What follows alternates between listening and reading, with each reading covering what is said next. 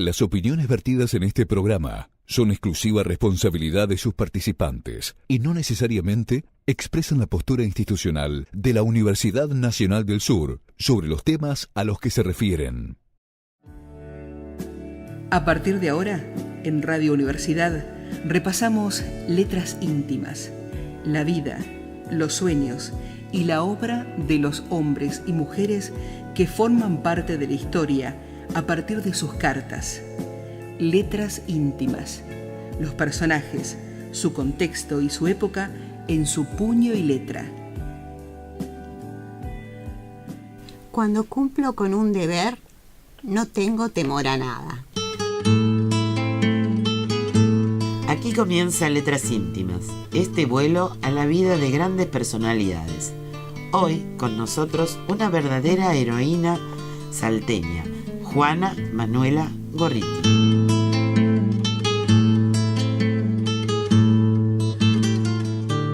Quien nació en Rosario de la Frontera el 15 de julio de 1818 y falleció en Buenos Aires el 6 de noviembre de 1896. Fue una escritora argentina, aunque también se ha hecho célebre por las peripecias de su vida y por haber tenido como notoria afición la de ser una excelente cocinera. Así comienza Letras Íntimas, un viaje en el tiempo.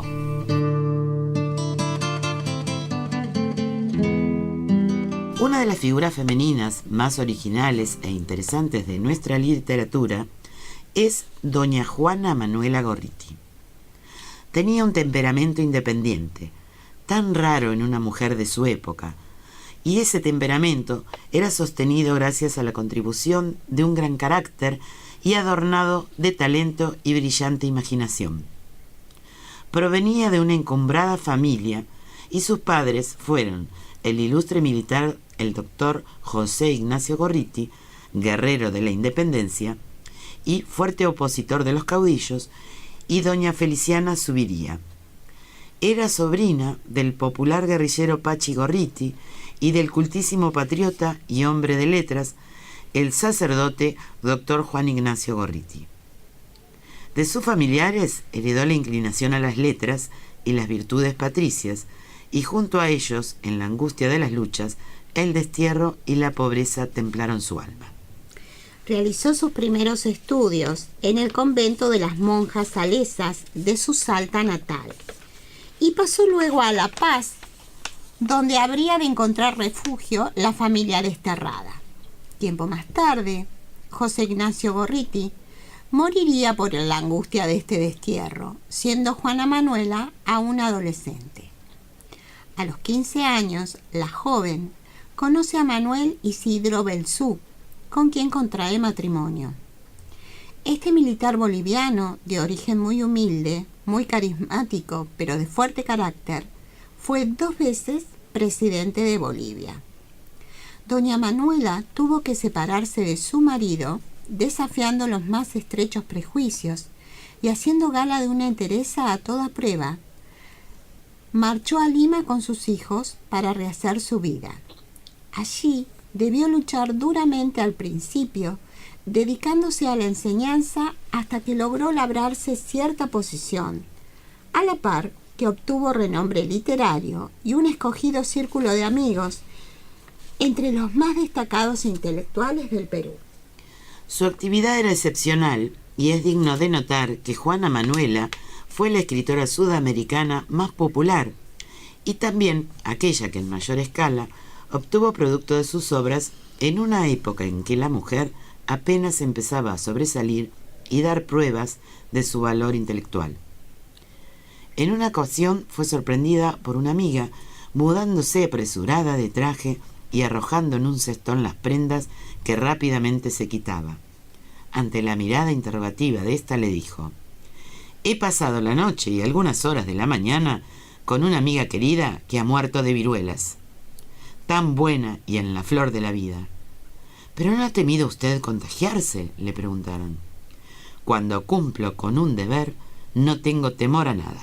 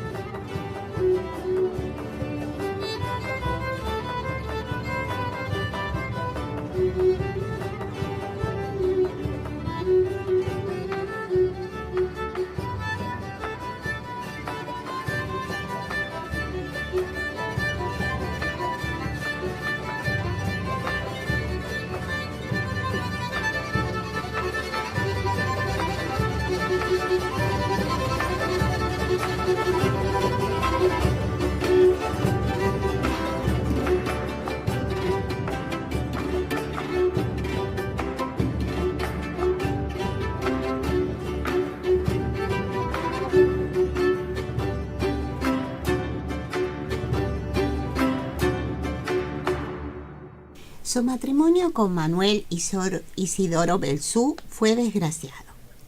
A su esposa le correspondió demostrar su pétrea fortaleza en los trágicos sucesos que ocurrieron el 26 de marzo de 1865. En esa fecha, Belzú logró que un levantamiento popular tomara la ciudad de La Paz, ocupando los edificios públicos y declarando depuesto al dictador Mariano Melgarejo, y se proclamó a Belzú como presidente. Sin embargo, los sublevados no contaron con el arrojo de Melgarejo, quien ingresó al palacio y, desoyendo las súplicas de Campero, ultimó de un disparo a Belzú. Tomó el carácter ensangrentado y lo presentó a la multitud. Narciso Campero en sus memorias describe que luego de este hecho, el cadáver de Belzú fue ultrajado y abandonado en el primer piso del palacio, hasta que su esposa, Juana Manuela Gorriti, se presentó para reclamarlo. Ante estos trágicos sucesos, la escritora traza una línea al pasado y lo despide con elocuentes palabras. El 27 de marzo de 1865, 2 días después de la fecha de la carta de usted, Belzú, mi marido, el hombre que enlutó mi destino entero, vencedor de un combate en el que el pueblo derrotó al ejército, fue asesinado por el general que mandaba este. Vinieron a decirme que Belzú había caído atravesada las sienes de un balazo, y yo corrí en medio del combate. Llegué hasta donde yacía el desventurado ya cadáver, lo levanté en mis brazos y en ellos lo llevé a casa, a ese hogar que él había abandonado tanto tiempo hacía. Con mis manos lavé su ensangrentado cuerpo y, acostándolo en su lecho mortuorio, lo velé y no me aparté de él hasta que lo coloqué en la tumba. La misión de la esposa parecía ya acabada, mas he aquí el pueblo que me rodea y me pide más, me pide que lo vengue. Sí, lo vengaré, con una noble y bella venganza, haciendo triunfar la causa del pueblo, que era la suya. Y poco tiempo después se escribe, 1 de junio de 1865. Amigo querido, el 25 del pasado, cuando escribía usted las anteriores líneas, fue interrumpida por los clamores del pueblo, que se había levantado en masa y me pedía a gritos unirme a él. Hemos levantado de nuevo barricadas y en este momento esperamos al enemigo. Habiendo regresado a Bolivia en enero de 1877, Gorriti presenta un relato en lo íntimo. un libro que le pertenece. Y dice así: un día, uno de los más trágicos de mi vida, encontrábame en medio del fragoroso tumulto de un combate. Entre mis brazos yacía el cuerpo ensangrentado de un hombre que yo quería volver a la vida, y próxima a desfallecer, tendía en torno mío una angustiosa mirada. De repente, abriéndose paso entre los grupos de combatientes, un joven oficial vino hacia mí. Traía en las manos un vaso de agua con la que roció alternativamente mis sienes y el rostro de aquel que ya era un cadáver. En 1865 la tenemos de nuevo en Lima, reina espiritual del salón literario, querida y admirada por todos. Su popularidad aumenta cuando en 1866 presta abnegadamente su concurso cuidando a los heridos en el sitio de Callao, bajo la dirección del general Prado. Continúa en Lima por un largo periodo en que desarrolla paralelas actividades literarias, docentes y sociales. Luego sobreviene la guerra chileno-peruana que siembra el desconsuelo en Lima y encuentra a nuestra escritora ya fatigada y envejecida. Aquí una anécdota de esos días. Fue en los aciagos de la guerra entre Chile y Perú, en el antiguo templo de San Francisco de Paula, en Lima, convertido entonces en prisión militar. Estaba arrestado por cuestiones de disciplina un hijo de Juana Manuela. Con él había pasado la tarde la pobre anciana y, como de costumbre, salió triste y preocupada. Sin darse cuenta de ello, atravesaba la gran distancia que mediaba entre aquella iglesia y su casa por un puente frontero con la línea ferroviaria de Oraya. Extraña la anciana a cuanto pasaba a su entorno, sorda por la excesiva preocupación, no vio la lengua de fuego de la locomotora, ni oyó ni se hizo cargo de los rumores y las exclamaciones de angustia escapadas de los transeúntes de una y otra orilla. Todo fue obra de un segundo. La anciana volvió la cabeza en el instante mismo en que el eco de la montaña repetía el bramido del coloso, tan cerca ya de ella que la llama podía chamuscar sus vestidos. De un salto, se puso fuera de la vía cuando el tren pasaba a toda velocidad. Sintió que la abrazaban, mientras 100 gritos de alborozo poblaban las sienes saludando la milagrosa salvación. Pocos había entre aquella multitud que no la conocieran y venerasen. Refiriéndose a este acontecimiento, dice Juana Manuela en su libro El mundo de los recuerdos: la sangre fría, que más de una vez me ha servido en casos extremos, salvóme entonces de una muerte horrible. Aquí compartimos una carta al señor don José Hernández. Lima, abril de 1880. Primo mío y querido amigo, por mi hijo Julio he sabido, con pena, que usted no recibió la carta en que le daba 1.000.000 de gracias y felicitaciones, anunciándole haber llegado a mis manos el precioso obsequio con que usted me favoreció, la segunda parte de su bellísimo poema Martín Fierro.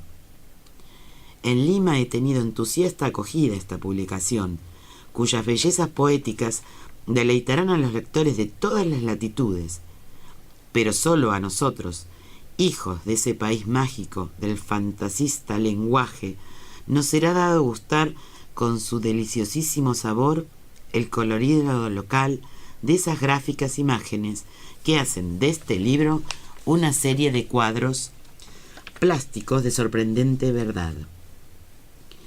Estoy encantado con el Martín Fierro de Hernández, díjome uno de los primeros literatos de Lima. Y sin embargo, respondí, para ustedes ese hermoso poema es Rosario en Berberie. ¿Por qué? Porque la mitad de sus bellezas son para ustedes sánscrito, no las comprenderían. Pues yo las percibo muy bien. ¡Error! O si no, explíqueme usted esta.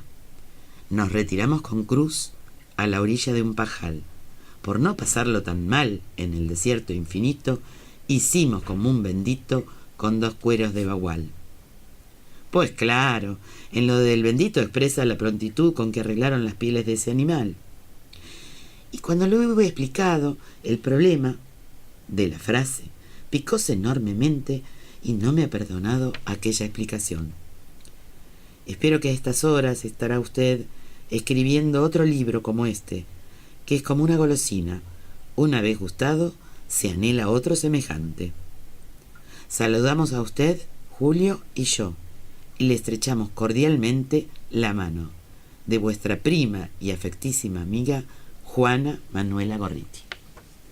En el año 1874 se estableció en Buenos Aires, donde se dedicó a recopilar e imprimir su producción y a escribir relatos autobiográficos, como el texto titulado Lo íntimo, que fue editado luego de su muerte. En 1879 regresa a Lima, donde fallece su hija Mercedes. Entre el año 1880 y 1886 la encontramos trasutando entre Lima y Buenos Aires. En 1886, ya anciana y enferma, regresó desde Buenos Aires a Salta en ferrocarril, acosada por el presentimiento de la muerte, para visitar los escenarios de su infancia. En sus últimos años, busca los lugares de su felicidad y no cesa de viajar mentalmente hacia ellos, de recordar. Con ella se cierra la etapa de los precursores de la novela argentina. Juana Manuela Gorriti se ha hecho célebre no solo por su vida llena de vicisitudes y por su innegable valor como literata, y por ser en su madurez una política progresista, sino por su interesante libro de arte culinario llamado La cocina ecléctica. Tal libro, además del valor gastronómico, actualmente tiene un gran valor documental, ya que aporta muchas recetas folclóricas argentinas, de otros países latinoamericanos e incluso cocina europea de su época.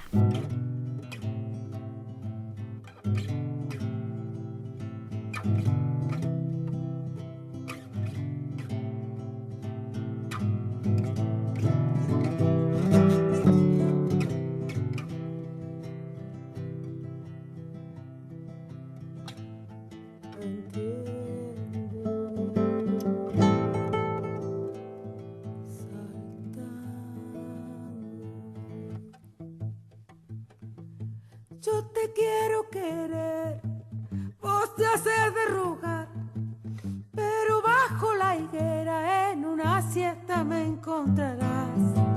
Aritos te daré, si los puedo robar, con mi mano de lana vidita y te voy a acariciar.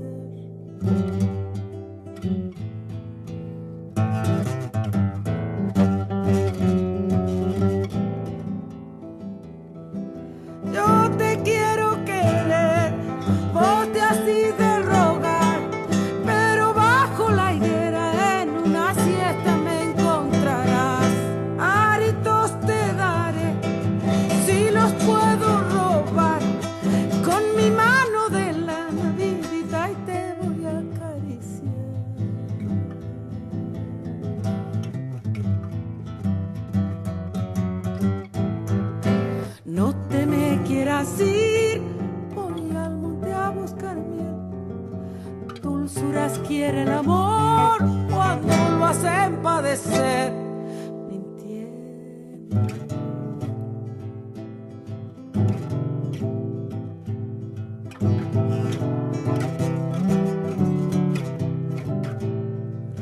No te me quieras ir, voy al monte a buscar miel. Dulzuras quiere el amor cuando lo hacen padecer.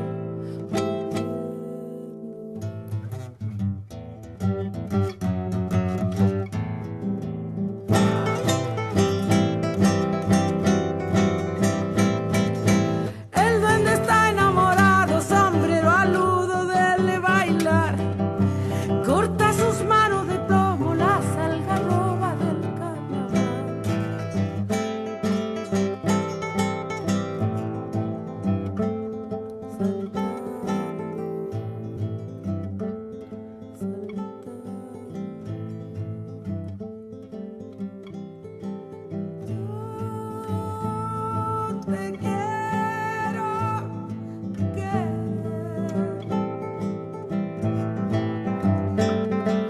Vos te haces de rogar, pero bajo la higuera en una siesta me encontrarás. Como decíamos, llamada por los amigos y admiradores de la tierra natal, resuelve volver al país y llega a Buenos Aires en 1884. Allí la reciben con gran cariño y sigue escribiendo y editando la mayor parte de sus libros. Rodeada por otras hermanas en las letras y los hombres más conspicuos, transcurren aquí plácidamente sus últimos años hasta que muere el 6 de noviembre de 1892. En su tumba habló el poeta Guido Hispano, un diplomático peruano y otras destacadas personalidades. De ella no solo nos quedan los recuerdos de su vida azarosa, sus actitudes valientes y su encanto social, sino también varios libros de cuentos, relatos y leyenda, como Sueños y Realidades, Panoramas de la Vida. Tentó el género biográfico en las obras sobre Güemes y sobre Puch. Con material extraído principalmente de la propia vida, escribió El mundo de los recuerdos, La tierra natal, Misceláneas, Lo íntimo, que fue su libro póstumo. Sus críticos de la época la catalogaron con esta frase: el temperamento más raro poseído por una mujer nacida en la República Argentina. Sus restos descansan en el Panteón de las Glorias del Norte de la Catedral de Salta. Y ella escribió: yo quisiera ocuparme de mi libro Lo íntimo, añadir algo a lo ya escrito, pero me encuentro tan mal que me es imposible. Soy una presa del sepulcro, por más que le dé vueltas a la vida. En el período que comprende desde 1882 a 1891, Gorriti escribe 53 cartas a su amigo Ricardo Palma, con quien cultivó una enorme amistad. Esta correspondencia íntima entre los dos intelectuales fue publicada en el año 2004 gracias a la labor archivista de Graciela Baticuori, quien encontró estas cartas entre los documentos de Palma en la Biblioteca Nacional del Perú.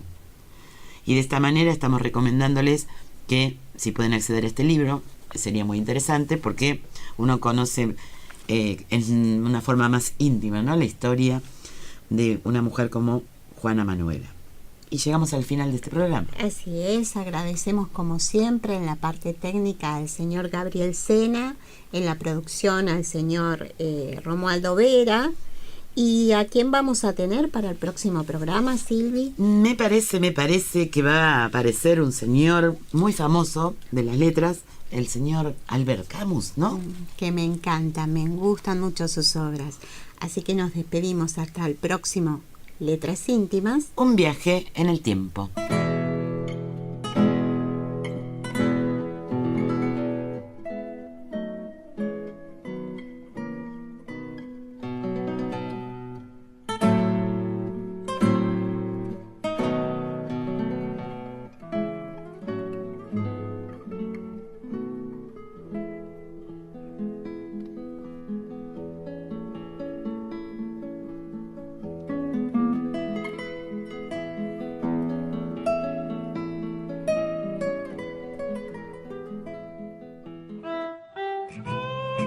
Aquí terminamos de leer Letras íntimas, la vida, los sueños y la obra de los hombres y mujeres que forman parte de la historia a partir de sus cartas. Letras íntimas, los personajes, su contexto y su época, en su puño y letra. Nos reencontramos el próximo jueves a las 20:30 por AM 1240 Radio Universidad.